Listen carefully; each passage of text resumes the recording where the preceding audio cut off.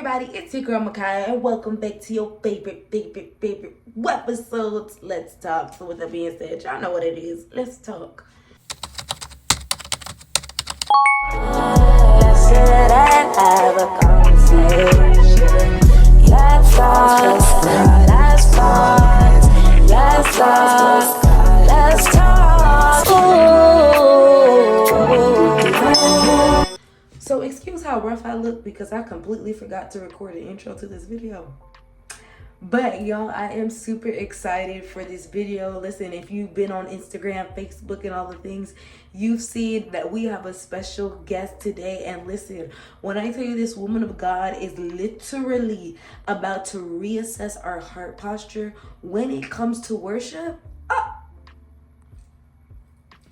I'm just excited for y'all to see the video. Okay, this is part 1, so you know you gotta come back for part 2. But I pray you guys enjoy. Don't forget to like, share, subscribe, turn on the post notifications, all those things. You know, y'all know what to do. And make sure you leave a comment because I want to know if your heart was readjusted like mine was. Okay. So with that being said, let's get into the video. Hey everybody, I'm back with our special guest. I want to introduce to you all, okay, the phenomenal, the beautiful, my God, the anointed, woman of God, Miss Alisa. Hi. That's very extra. That's a very extra introduction. Listen. I feel like it's worthy. I could have read the bio, you know. Don't do that. Exactly. So I just gave you a little something. Thank you, babe. You're welcome. I'm now humbled. Well, guys, we have Lisa here, and you guys, let's just pause, cause she already told me don't do all of this, but I can do all of it anyway, cause you know you can do a little something. This woman of God has so many things that we could say, so many accomplishments. But one thing I want to say about her, that if she is nothing else, this woman is a worshiper.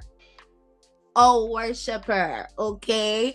And I am so excited to have you here today, okay? When it comes to worship and worship leading, she is someone I look up to. She don't know that, but it's the truth. She is. Goodbye. And so I'm super excited to have you on for us to talk about worship and the heart of worship, because I really do believe this is something that we as a body, we talk about, but you know, we don't get it At all. We don't get it. So before we get into the questions and all those different things in the conversations, talk to us. Do you want to have anything you want to tell us? Anything about yourself? Man. So, I prefer people to call me Lisa, but my name is Alisa. Yes, but Lisa goes a long way. Lord have mercy. I'm going to talk about how Micaiah and I met. Oh, yes. That's what I'm going to talk about. I think you have a different story. I probably do. You have a different first meeting story, but I'll go with the one that what do you have? That's etched in my brain. Okay, go ahead. It was there's a conference called Global United Fellowship. Okay. This was I was serving as the youth music director. Yes. I had to recruit young people to sing in the choir or on the praise team, and there was just this vibrant, willing, and ready young, short, little, petite, little mini me thing, and I was just like, and she's saved. She carried a paper Bible. I did.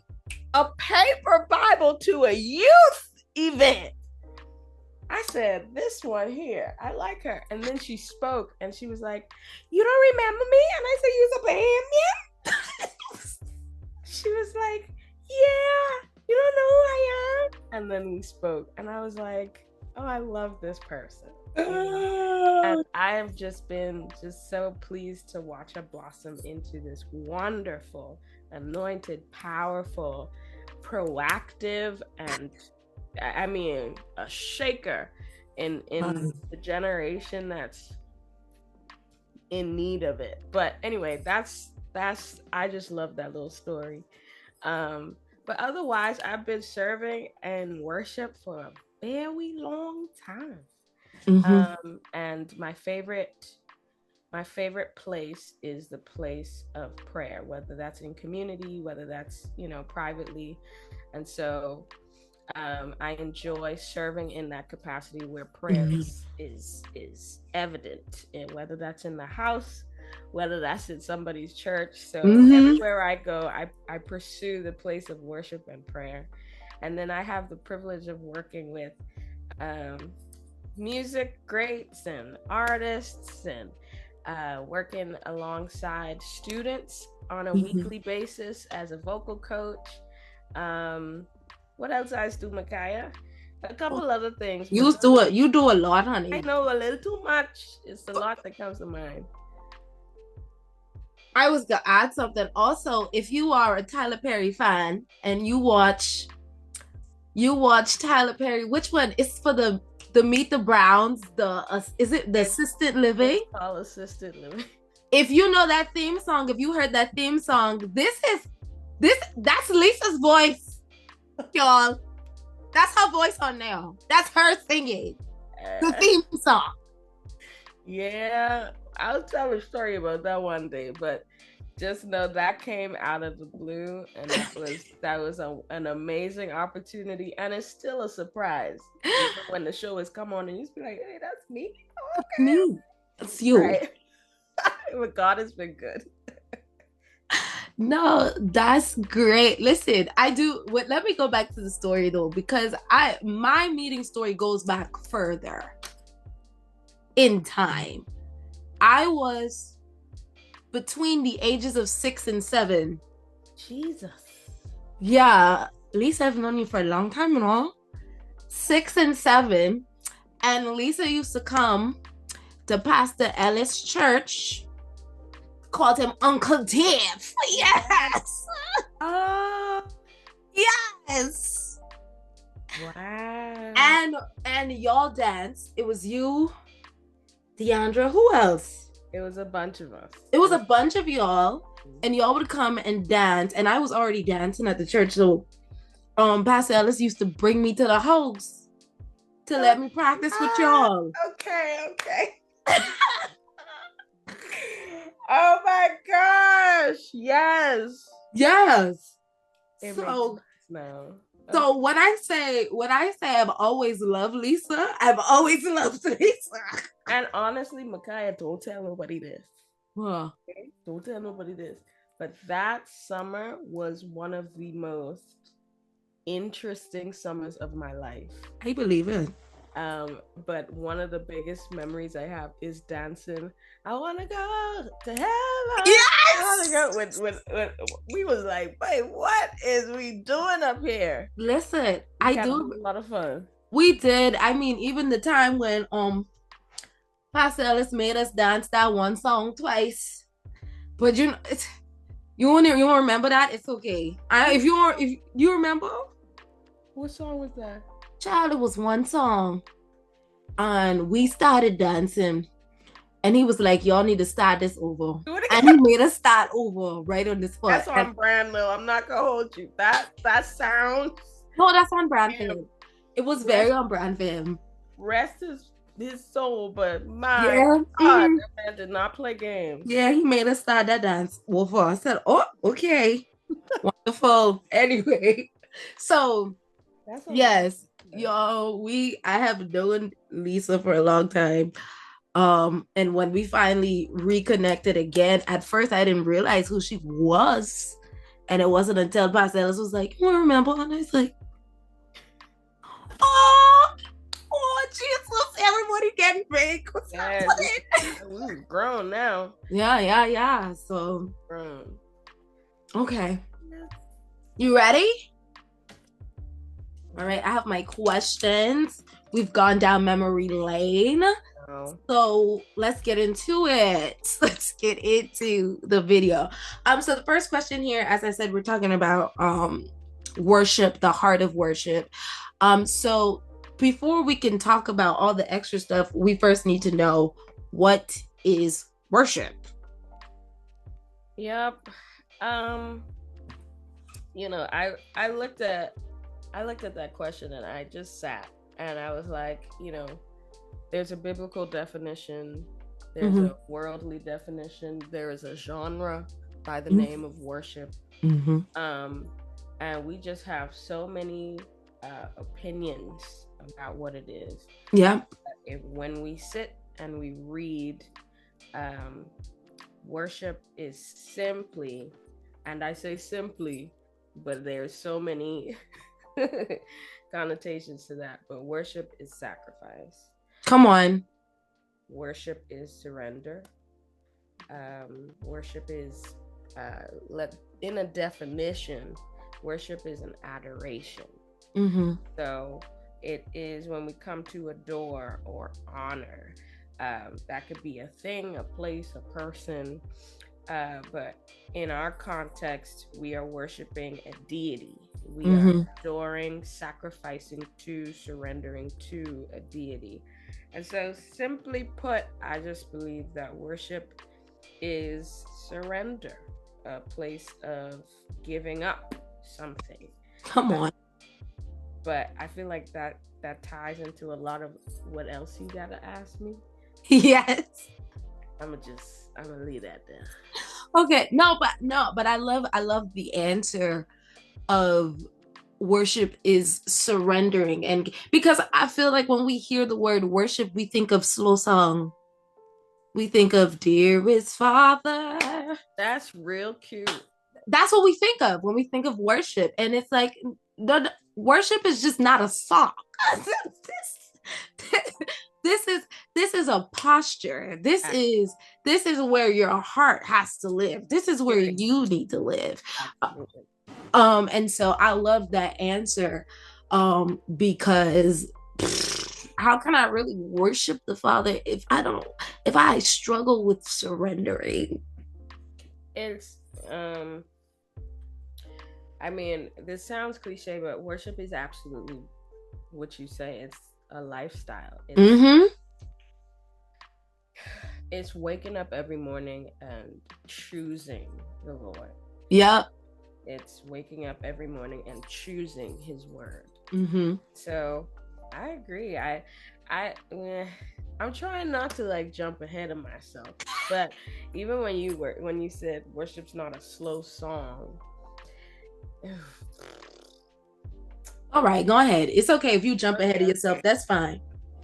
Because the thing about why we associate worship with a slow song is because honestly, slow songs cause us to step out of emotion in a way, or out of hype, I should say, not emotion fully, but out of hype into a focused place.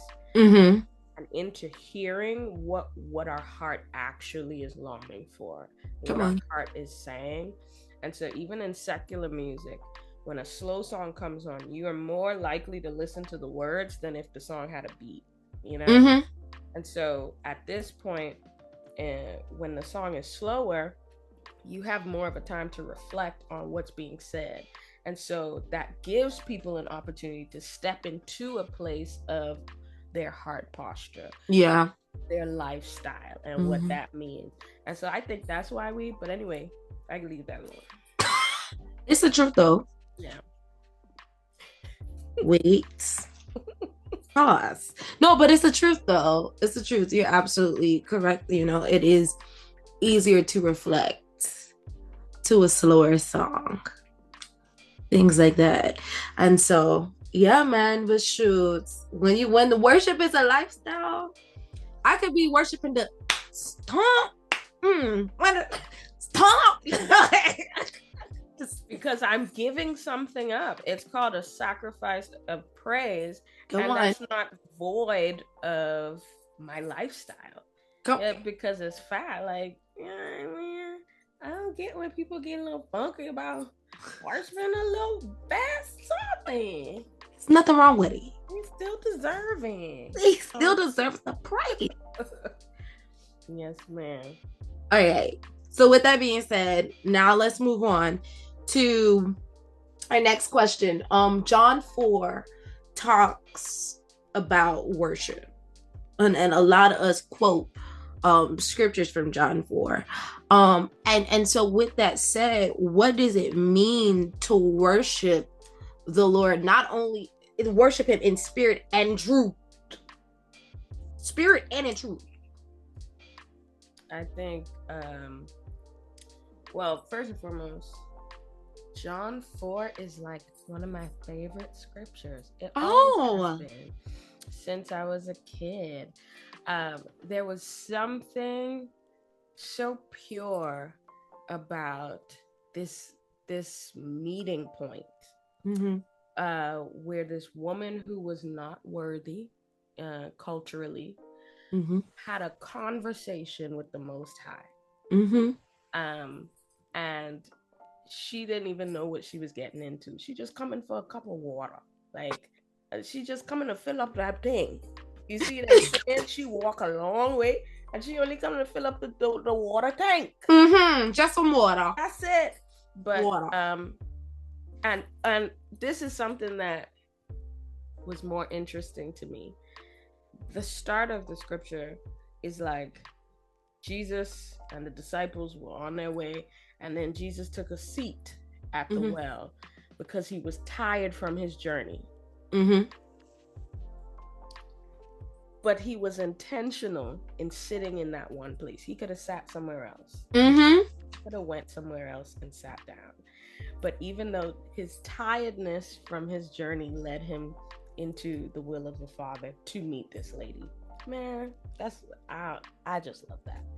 So, but I think when we equate that scripture with worship, something we need to look at is when he talked to the lady and he said she denied the fact that she needed to be talking to him.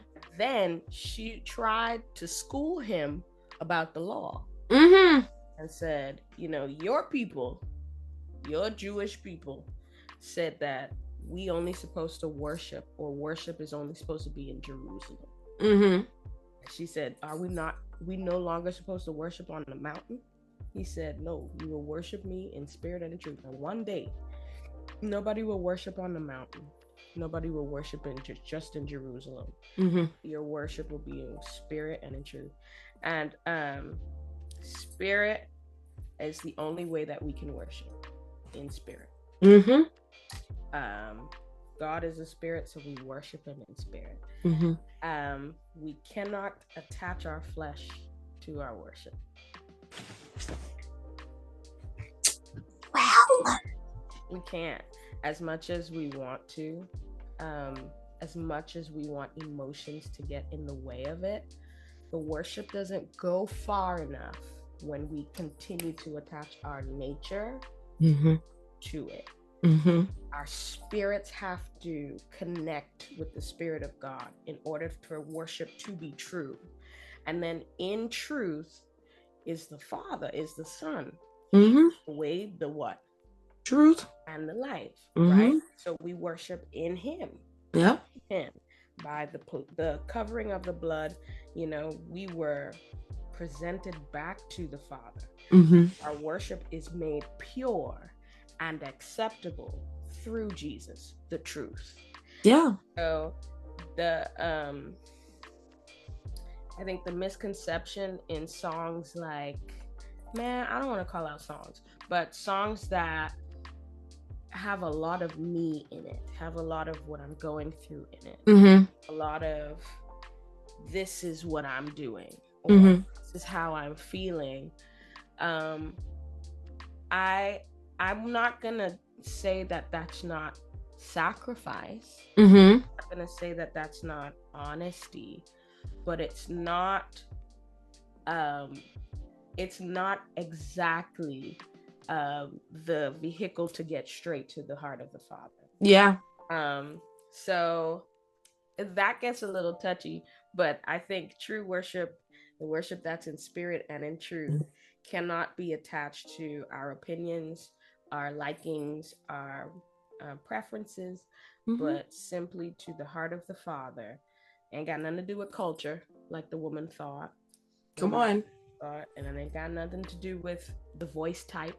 Even if you're a good singer, a good prayer warrior, a good preacher, it has nothing to do with your ability to do, but Yeah. everything about the health and the understanding of your spirit reaching the Spirit of God. So that's my thought.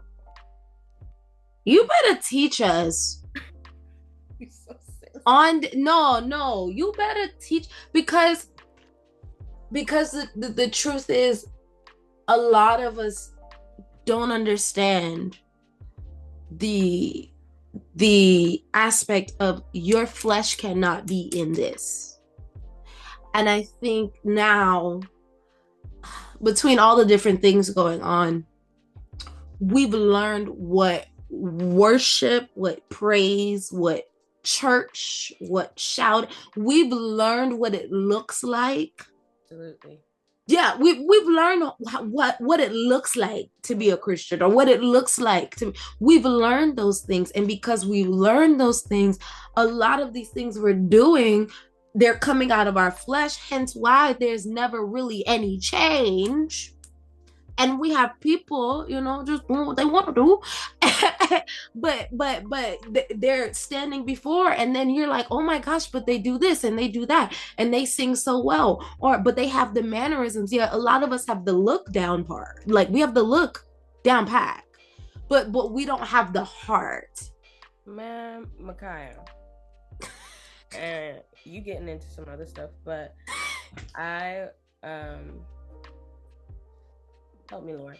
I've been at a lot of churches, leading worship at a whole lot of churches, with a lot of different people and house quality. I don't know if that makes sense to you, but yeah, I guess I should say atmospheres. That's more churchy. Yes, more churchy.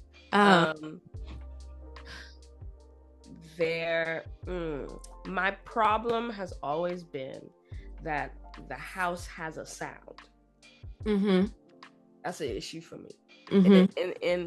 In this context, in the truth of worship, in the spirit and the truth of worship, the house having a sound almost always affects what the ear of the people are sensitive to, or what they respond to, what the heart of the people, the emotion of the people respond to. Because somebody might come with a different sound and a different way, where they might be more calm, and their approach might be different. You sit down. I won't say other things. You sit down and you look at them as if the Spirit of the Lord is not being honored. Instead of participating with the Spirit of the Lord, and you know that the truth and the Spirit is being worshipped. Yeah. That I have a problem with the sound of the house, because it's not the sound of heaven 90% of the time. It's just the truth. So everybody worshiping don't have the heart of worship, like you said. Everybody worshiping aren't worshiping in truth. And it's not this current day and time, my truth. Hey, your truth is wrong. Your truth will send you to hell. You know what I mean? Your truth has nothing to do with the Bible that you proclaim on a daily basis. Nothing. Your truth is not being read. You know what I mean? Your truth is causing you to go into hell, period. So I think we have to redefine what true worship looks like in the house of the Lord. Yeah. And it's all right. This is a dialogue, so I know at this, because we jumping from thing to thing. It's all right. It's just a dialogue.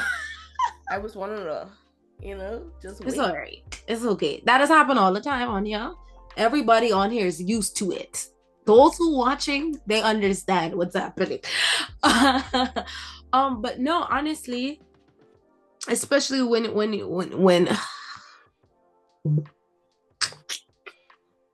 we start talking about our truth versus God's truth. And I think that's the danger, that especially in this generation or in this time, because we're so self-driven. Oh, yeah. We're It's about me and I need to be happy and it's about my needs. But if I'm not happy and you have the whole love yourself, girl, which, yes, love yourself. However, this narrative has made us become lovers of ourselves. Because the Bible never says like love yourself and then love your neighbor. It's like love your neighbor as yourself, you know what I mean? And so as much as you give yourself self-care, you are to give that person the same amount of attention. Like, die to self. Like when Jesus was given like his final approaches or his final words to the disciples, he literally kept talking about the kingdom of heaven is not like the kingdom on earth. Yeah. We don't function the same like you do. And so if you want to get high in heaven, if you want a higher ranking, you serve down here. Give of yourself. And then we come back to the word of sacrifice. We don't like sacrifice, Micaiah. No. We don't. Our flesh is always in preservation. Naturally, we preserve ourselves from danger, from being hurt, from like, if we were to fall down the stairs, the first thing you do is protecting something on your body. Yeah. When you go without food for a long period of time, that's abnormal for your body type. Your body automatically does what? Preserves what it can. So our flesh is meant to preserve, when the kingdom of heaven and the spiritual realm is like, hey, no sacrifice. Let that go. Yeah. So we don't have that thing. We don't have it etched in. So it takes intentional sacrificing, serving others. It's not nature for us. It's not. And I love that you said it's the intentionality. We have to be intentional about killing your flesh every day. Not on Sunday, not on Bible study, not at prayer meeting. That part. But every day. It goes back to what you said earlier.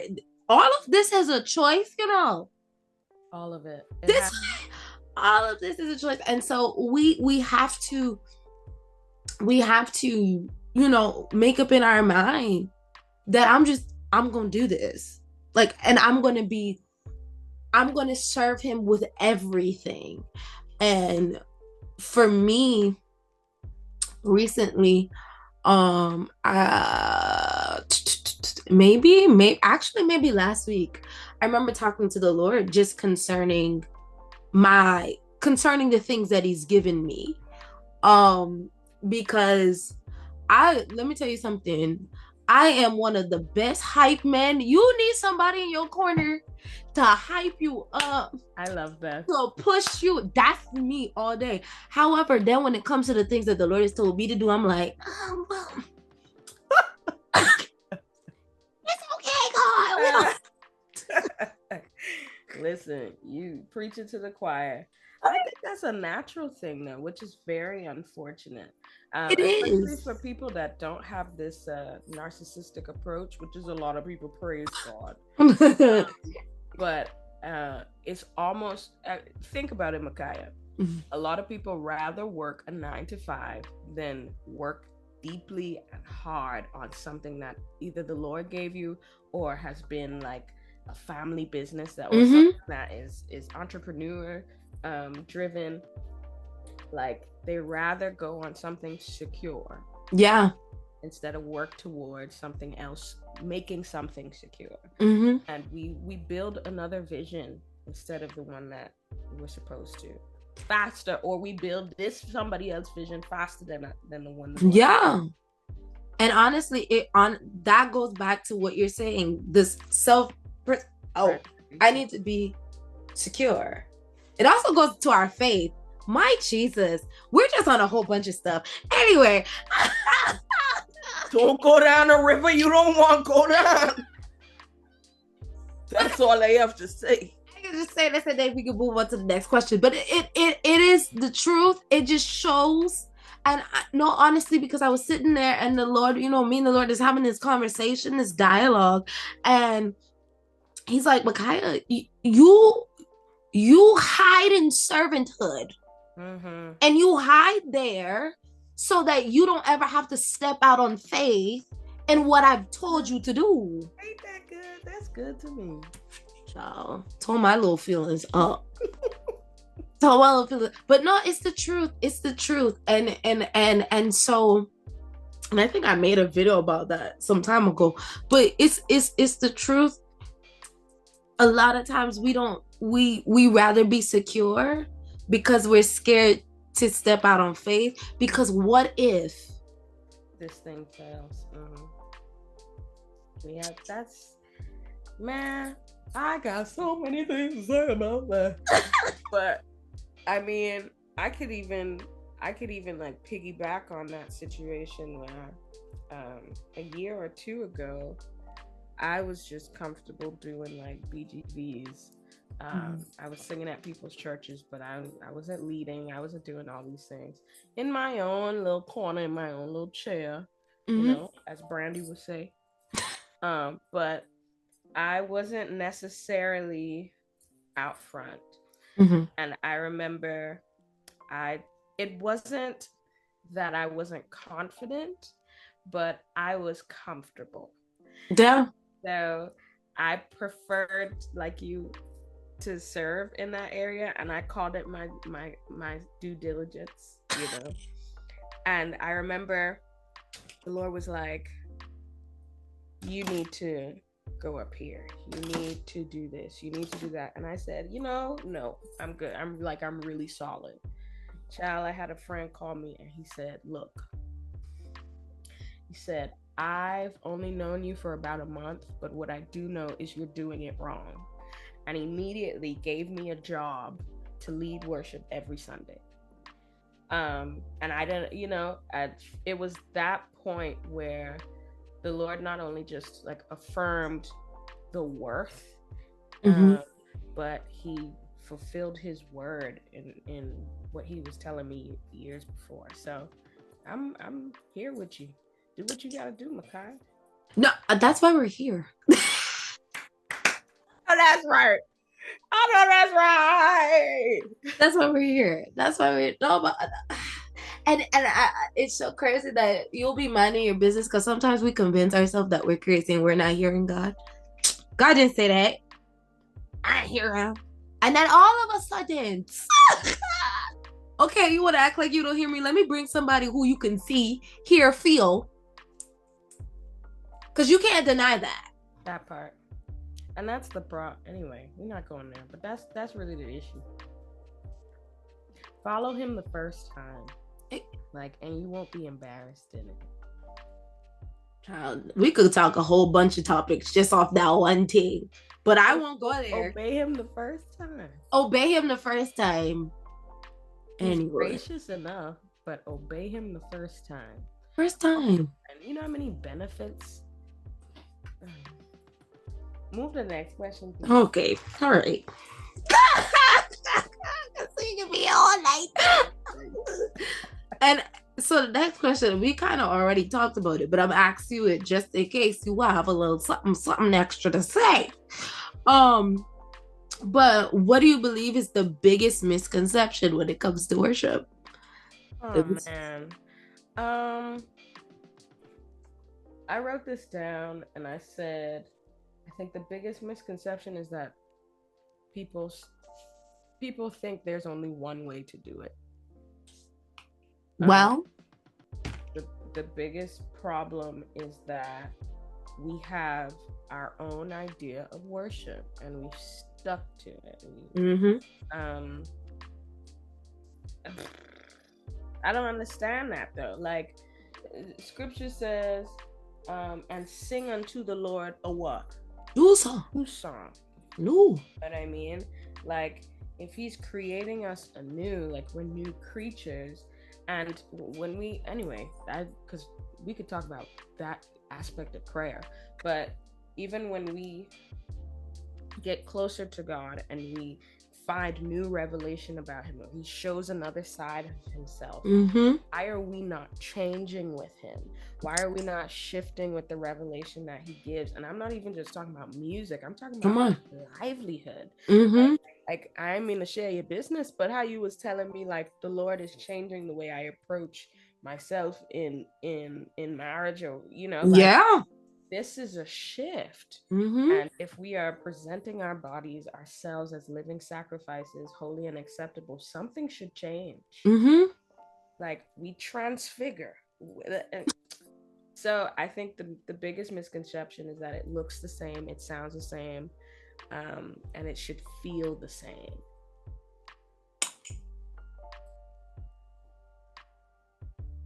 I wasn't in the presence of the Lord today because I didn't cry. I didn't like fall out. I didn't shout today. We didn't hoop. Nobody pushed the button for the click track to come on so I could boom cap. Nobody. It wasn't a good day of worship because those things that I used to didn't happen.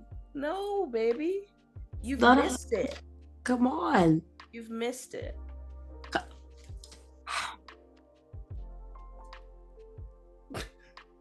I'm sorry, because I just bless the Lord because I'm not crazy, because I literally just said this to somebody the other day. And the truth is, we've got accustomed, goes back to what you were saying earlier. We got accustomed to a sound. We've gotten accustomed to how something should look. The truth is, Lord Jesus, help me with this. No. I went to a service some time ago, and I already know what was gonna go down because I hadn't been to this place a couple times. I already come ask them, all right, after praise and worship, somebody can hit the click track, they can go for it, right? They can be going for a good while too. And people can fall out, people can scream, they can do all these things, and God ain't get into the room not one time at all. Like, it's just noise. I have a headache, and now I need a Tylenol because y'all was boom capping the whole 3 hours. What are we really doing? And that's why I'm so glad you said that, because worship is not, first of all, we're both Bahamian. Yes, we are. We're both short. Not to put our business on there, but Lisa short too. Very true. Preach. We both short. We both lead worship. However, we are not the same person. Yeah. So if we're not the same person, how do we expect worship to be the same when we're two different people? Micaiah, preach. Continue. That's the part I don't understand. And what we have people doing now, we're trying to copy and paste somebody else's stuff. Absolutely. And now you're wondering why God looking at you crazy. Who you? Like, Paul, I know. Jesus, I know. Peter, I know. Who are you? Who you? I don't know you. Me again. Who you is? I don't know you. It's like, I mean, it's in the same context. I think I was laughing with I shouldn't say I was laughing because they're nice, but I was laughing with my mommy earlier. And if nobody knows, my mother is also a worship extraordinaire. Like that lady there, Listen, I'll be blessed. listen. That's We love another Mama level. Moss, okay? That's another level. But I was talking to her about a church service, a very well-known church here, and I said, why does all, and you're gonna laugh, why does all the worship leaders, or why do all the worship leaders sound exactly like the pastor himself? And hear me out. I understand shepherds. I understand the role of shepherds and sheep. And I understand the cultivating of gifts. I understand the spiritual father aspect and the mentorship, even musically. I get it. I'm a musician. Mm-hmm. I understand those aspects, but to where everything ad libs, worship ad libs, scriptural entrances, like everything is the same, we have a problem. We do. We have an actual issue, because you're not looking to the Father for your identity. Mm-hmm. Mm-hmm. Wrapped up in a man. So Mm-hmm. that's your people them problem, Micaiah. Child, listen.